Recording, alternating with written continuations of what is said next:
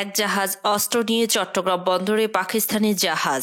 সামরিক অস্ত্রের পর এবার বাংলাদেশ পাকিস্তান সামরিক চুক্তি নড়েচড়ে বসল ভারত। এবং সর্বশেষ জানাবো, স্বৈরাচারী বিরোধী লড়াইয়ে সাইবার যোদ্ধারা এখনো অবহেলিত, প্রবাসী সূর্য সন্তানদের মামলা ওঠেনি। এতক্ষণ শুনছিলেন সংবাদ শিরোনাম, এখন থাকছে বিস্তারিত।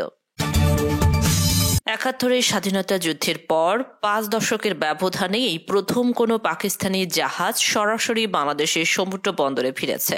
করাচি বন্দর থেকে ছেড়ে আসা জাহাজটি স্থানীয় সময় বুধবার ১৩ নভেম্বর সরাসরি চট্টগ্রাম বন্দরে ফেরে।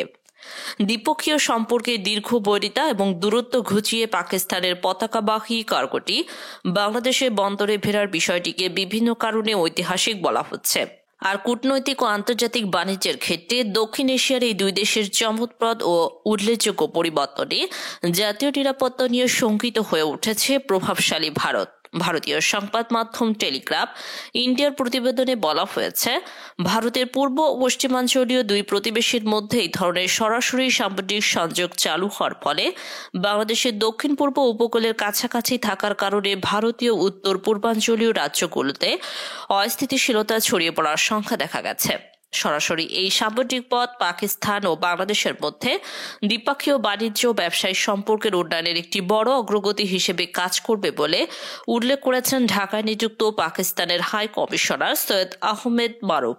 তিনি বলেছেন, এই উদ্যোগটি কেবল বিদ্যমান বাণিজ্যের গতি বাড়াবে না, বরং দুই দেশের ব্যবসা, ক্ষুদ্র ব্যবসায়ী থেকে শুরু করে বড় রপ্তানিকারকদের জন্য নতুন সুযোগ সৃষ্টি করবে।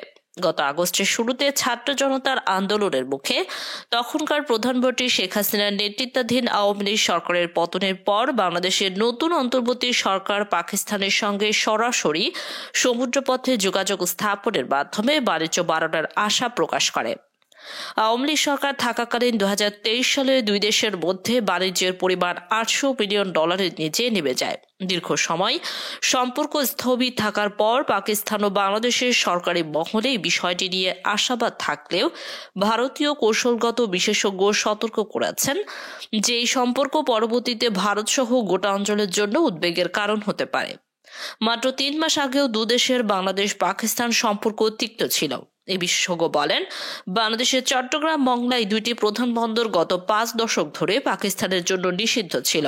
দুই দেশের মধ্যে বাণিজ্য সিঙ্গাপুর বা কলম্বো ট্রান্সশিপমেন্টের মাধ্যমে করা হতো। নাম প্রকাশে অনিচ্ছুক এই বিশ্লেষক আরো বলেন, এখন পাকিস্তানের জাহাজ সরাসরি চট্টগ্রামে আসবে, ফলে অবৈধ পণ্য বাংলাদেশের মাধ্যমে ভারতে পৌঁছে যেতে পারে এমন আশঙ্কা একেবারেই উড়িয়ে দেওয়া যায় না। এই সময় তিনি ২০০৪ সালে চট্টগ্রাম অবৈধ অস্ত্রের বিশালাকার চালান আটক হওয়ার ঘটনাটি উল্লেখ করেন। এই ঘটনায় দক্ষিণ এশিয়ার ইতিহাসের সবচেয়ে বড় অস্ত্র আটকের ঘটনা। প্রতিবেদনে বলা হয়েছে, ২০০৪ সালের ১ এপ্রিলে সেই অভিযান ১০ ট্রাক ভর্তি অস্ত্রগুলো পাকিস্তানি গুপ্তচর সংস্থা ISI এর অর্থায়নে ভারতের উত্তর পূর্বাঞ্চলীয় রাজ্য আসামের বিদ্রোহী গোষ্ঠী উলপার কাছে পৌঁছানোর কথা ছিল। প্রায় ১৫০০ চীনে অস্ত্রের চালানটি ট্রলার যুগে চট্টগ্রামে পৌঁছায়, যার আনুমানিক মূল্য ছিল $৪.৫ থেকে $৭ বিলিয়ন। এই চালানটি নিষিদ্ধ ঘোষিত সংগঠন আলফার কাছে যার কথা থাকলেও অধিকাংশ অস্ত্র পৌঁছানোর আগেই আটক করা হয়। ভারতীয় কর্তৃপক্ষ সে সময় থেকে চট্টগ্রাম ও বগলা বন্দরের সমুদ্রপথে সতর্ক দৃষ্টি রেখেছে এবং চীনের প্রভাব এড়াতে শেখ হাসিনার সরকারের সঙ্গে ঘনিষ্ঠ সম্পর্ক বজায় রেখেছিল। গত বছর মংলা বন্দরের একটি টার্মিনালের পরিচালনার বিষয়ে চীনের ওপর কৌশলগত বিজয় লাভ করেছিল ভারত, কিন্তু এখন পাকিস্তান চট্টগ্রাম বন্দরে প্রবেশাধিকার পেয়ে গেছে। এই দুই বন্দরের সমুদ্রপথ এখন পাকিস্তানের জাহাজের জন্য উন্মুক্ত হচ্ছে। মিয়ানমার ও চট্টগ্রামের খুব কাছাকাছি অবস্থানে থাকা এই বিষয়টি আঞ্চলিক ভূ রাজনীতিতে প্রভাব ফেলতে পারে বলে মনে করছেন ভারতের নিরাপত্তা বিভাগের একটি সূত্র। মিয়ানমার বর্তমানে একটি অনিশ্চিত অবস্থায় রয়েছে এবং ভারতে মাদক চোরাচালান অনুপ্রবেশের কারণে দেশটির নিরাপত্তা বাহিনীর মধ্যে উদ্বেগ বাড়িয়েছে। পাকিস্তান থেকে বাংলাদেশে আসা কার্গো জাহাজের পণ্যের বিস্তারিত জানা না গেলেও একাধিক সূত্র জানিয়েছে যে বড় কন্টেনারগুলো প্রথমে জাহাজ থেকে নামানো হয়, তারপর বাকি পণ্যগুলো খালাস করা হয়। শেখ হাসিনার সঙ্গে একসময় ঘনিষ্ঠভাবে কাজ করা ভারতীয় নিরাপত্তা সংস্থার এক জ্যেষ্ঠ কর্মকর্তার নাম প্রকাশ না করার শর্তে বলেন, প্রথমে কিছু 40 ফুটের কন্টেনার নামানো হয় এবং সেগুলো চারপাশে নিরাপত্তা বলয় তৈরি করতে পুলিশ মোতায়েন করা হয়। এটি সাধারণত করা হয় না, ফলে অবৈধ পণ্য প্রবেশের সম্ভাবনাকে পুরোপুরি উড়িয়ে দেওয়া যাচ্ছে না। পাকিস্তানের সঙ্গে সরাসরি সামুদ্রিক সংযোগ চালুর উদ্যোগকে বাংলাদেশের অন্তর্বর্তী সরকারের প্রধান উপদেষ্টা নোবেল বিজয়ী ডক্টর মোহাম্মদ ইউনূসের নেতৃত্বে অন্তর্বর্তী সরকারের একটি কৌশল হিসেবে দেখা হচ্ছে।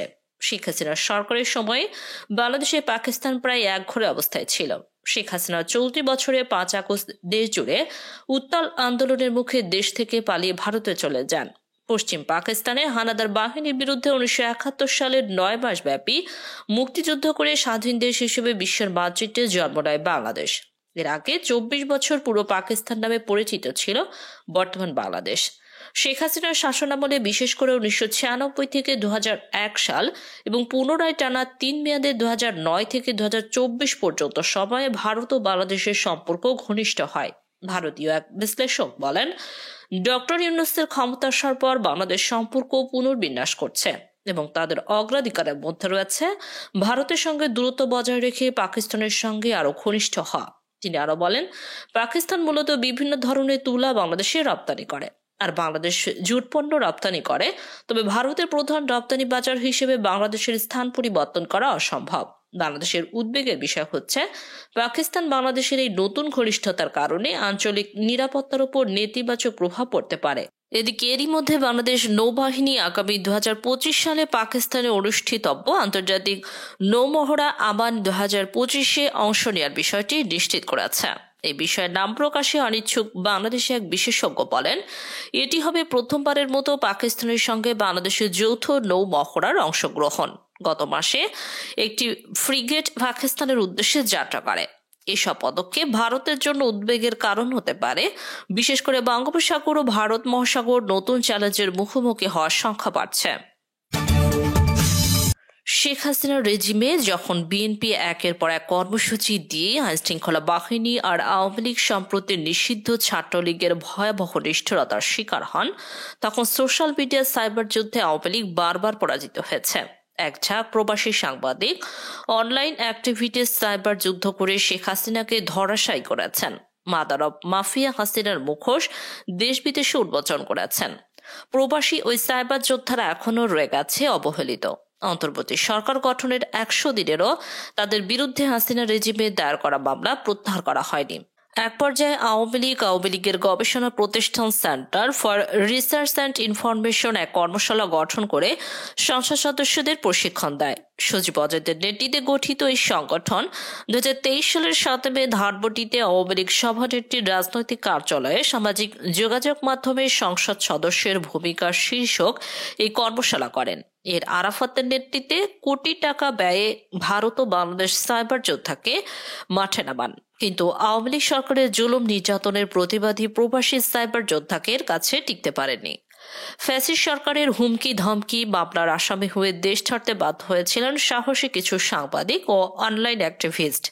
বিদেশে গিয়ে অমানবিক জীবনযাপন করেও তারা অকুতভয়ে লড়ে গেছেন নিজ দেশের গণতন্ত্র পুনঃপ্রতিষ্ঠায়। তারা হাসিনার দুঃশাসনের নানা চিত্র বিশ্বব্যাপী সামনে হাজির করেছেন। বিশ্বব্যাপী নানা ফোরামে তুলে ধরেছেন নিপীড়িত বাংলাদেশিদের কথা। 5 আগস্ট শেখ হাসিনার ভারতে পালানোই তাদের ছিল অবিস্মরণীয় অবদান। 8 আগস্ট শপথ নিয়ে অন্তর্বর্তী সরকার ইতিমধ্যে 100 দিন পার করেছেন। এখনো পর্যন্ত তাদের মামলাগুলো প্রত্যাহার করা হয়নি এবং তাদের যথাযথ সম্বন্ধের উদ্যোগ নেওয়া হয়নি। শুধু মুশফিকুল ফজর আনসারীকে সচিব পদমর্যাদায় রাষ্ট্রদূত করা হয়েছে। হাসিনা রেজিমে বিদেশ থেকে যেসব সাংবাদিক অনলাইন অ্যাক্টিভিস্ট সাইবার যুদ্ধ করেছেন, সোশ্যাল মিডিয়ায় বাংলাদেশের গণতান্ত্রিক আন্দোলনে বড় অবদান রেখে দেশপ্রেমের পরিচয় দিয়েছেন, তাদের মধ্যে রয়েছেন পিনাকি ভট্টাচার্য, তাসনিম খলিল, ডক্টর কনক সারোয়ার, জুলকারনাইন সায়ের খান সাবি, ইলিয়াস হোসেন, আব্দুর রব ভুট্টো, মনির হায়দার, ফাহাম আব্দুল সালাম, শাহেদ আলম, মুশফিকুল ফজর আনসারী, সাইফুর সাকর, নাজবুস সাকিব, ফয়েজ আহমদ তৈয়ব, অলিউর খন্দকার, হাসিনা আক্তার সহ অনেকে। তাদের কয়েকজন দেশে এসে ঘুরে গেলেও মামলাগুলো এখনো তুলে নেওয়া হয়নি। সাংবাদিক ইলিয়াস হোসেন সোশ্যাল মিডিয়ায় বিপুল জনপ্রিয়। অনুসন্ধানী সাংবাদিক হিসেবে সামাজিক যোগাযোগ মাধ্যমেও প্রকাশ করেছেন ভয়ঙ্কর সব তথ্য। প্রকাশ করেছেন বহু গোপন নথি যা হাসিনাকে বিপাকে ফেলে। দেশে থাকতে তার বিরুদ্ধে 3টি মামলা দায়ের করা হয়। দেশ ছাড়ার পর তার বিরুদ্ধে আরো 12টি মামলা হয়েছে। একটি মামলায় তাকে 6 মাসের সাজা দেওয়া হয়। আল জাজিরার অনুসন্ধানী প্রতিবেদনের মাধ্যমে প্রথম আলোচনায় আসেন জুলকার নাইন সায়ের খান সামি। শেখ হাসিনার সমর্থনে জেনারেল আজিজ আহমেদের পরিবার কিভাবে দুর্নীতির সাম্রাজ্য গড়ে তোলে তা আলোয় আসে এই রিপোর্টে।